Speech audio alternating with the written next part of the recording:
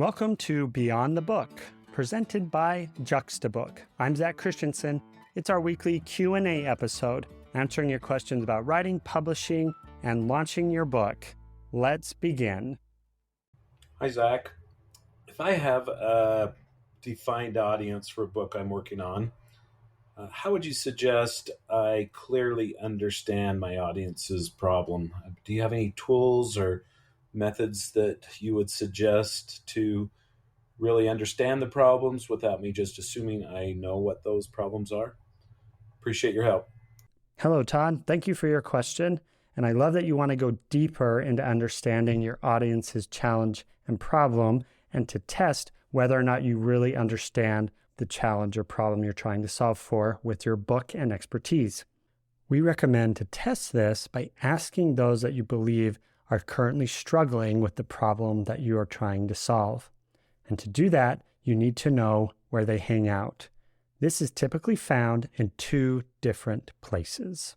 First, being within your own network, among your friends, family, and those you know at work. The second is online through looking at websites, social media, and different forums that align with your challenge or problem or the solutions for that challenge or problem. Here are 7 different ways that you can do this. First, surveys and questions. Create surveys or questions that target your audience and ask them about those pain points and challenges and what they would want in a book that helps them solve it. Second is interviews. Conduct one-on-one interviews with your potential readers within your network. These conversations will provide you with valuable insights into their needs and wants of your audience. Third is social media listening. So by jumping on social media, you'll be able to follow and understand and look at the comments that people are making around the problem that you're trying to address or solve. You could also run searches for keywords and hashtags to help you find the information you need more quickly. Fourth is competitor research. Find current books or content that has already been published that is similar to yours. Read the reviews and comments to identify what the recurring themes are and where people have questions and areas that they would want to go deeper into. Fifth is beta readers. If you have a draft, even if it's just a few chapters, ask a small group of people that you know to read it and give you feedback. Their insights will be valuable and also help you identify blind spots that you hadn't before considered.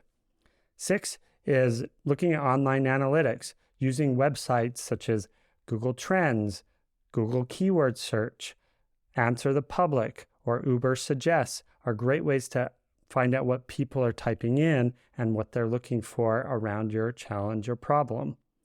And then 7, going even deeper, looking at keywords and looking at Google keyword planners to identify common search queries that are related to your book's subject. In addition to all these suggestions, we always recommend to all of our authors that we coach that they get on Goodreads and Amazon book reviews to understand what people are saying about their competitor books. Look at BookBub, subscribe to the BookBub list, and find out what books people are promoting around the certain subject that you're looking at, as well as Library Thing. All of these sites offer additional information and insights into your readers and their problems, including what they wished specific books had more of. Extremely valuable information.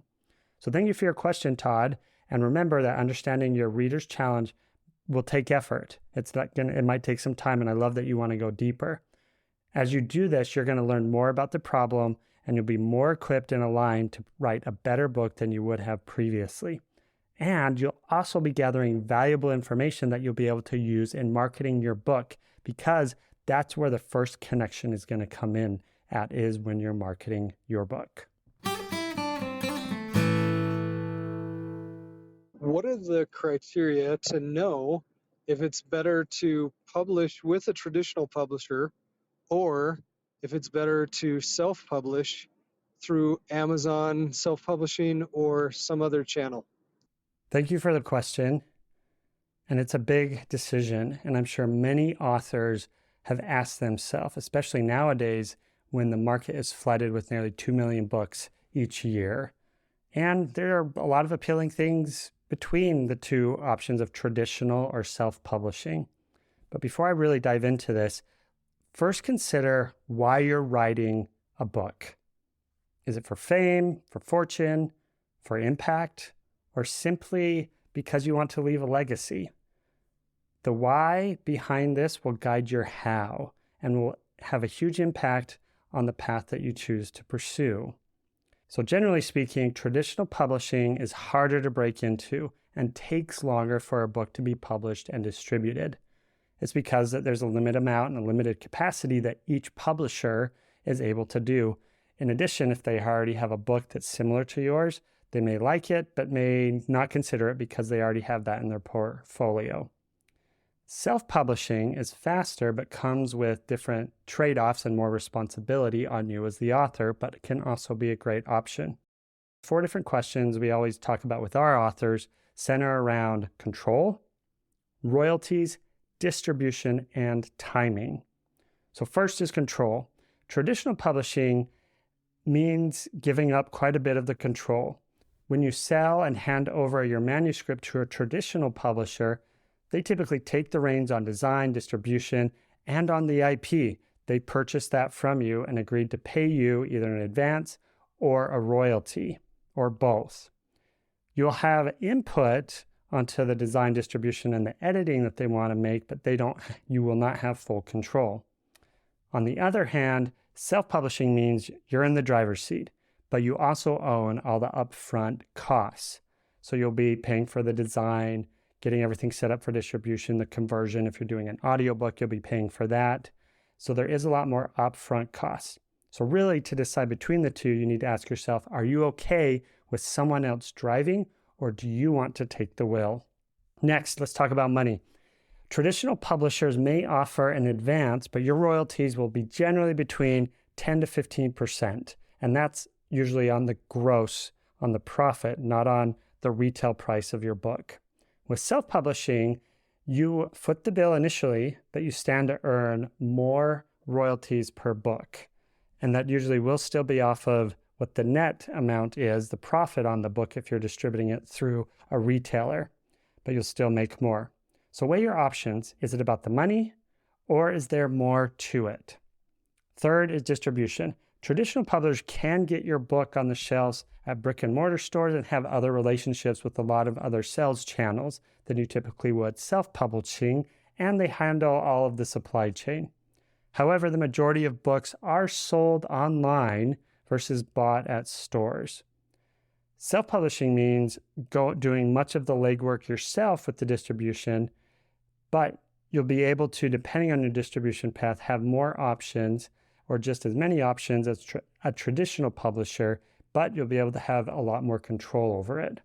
So ask yourself with distribution, do you have the resources and energy to manage that distribution? Last is timing.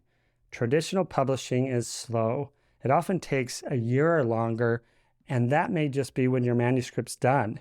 If you have an offer from a publisher and you don't have the book fully written yet, it may take 2 years. It just depends on how quickly you can get things moving and the distribution cycles and seasonal cycles of the traditional publisher.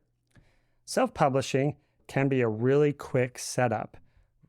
You could realistically get a book published digitally or print on demand within a few weeks or even a few days. Ask yourself, are you ready to wait, or do you really want to get your book out there as soon as possible? In the end, there's not really one right answer for an author. If an author really does want to get traditionally published, then stick with that, pursue that path, and you never know what will come your way. We recommend to the authors that we coach that why not try traditional publishing? You never know what kind of offer will come your way, and it could really help with fronting the costs of the book production and for your time to finish out the book. If the traditional publishing path doesn't work out, you can pursue self-publishing. Remember, all of this depends on your goals, what you want, and your resources. But this is your journey. Align it with the path that you want.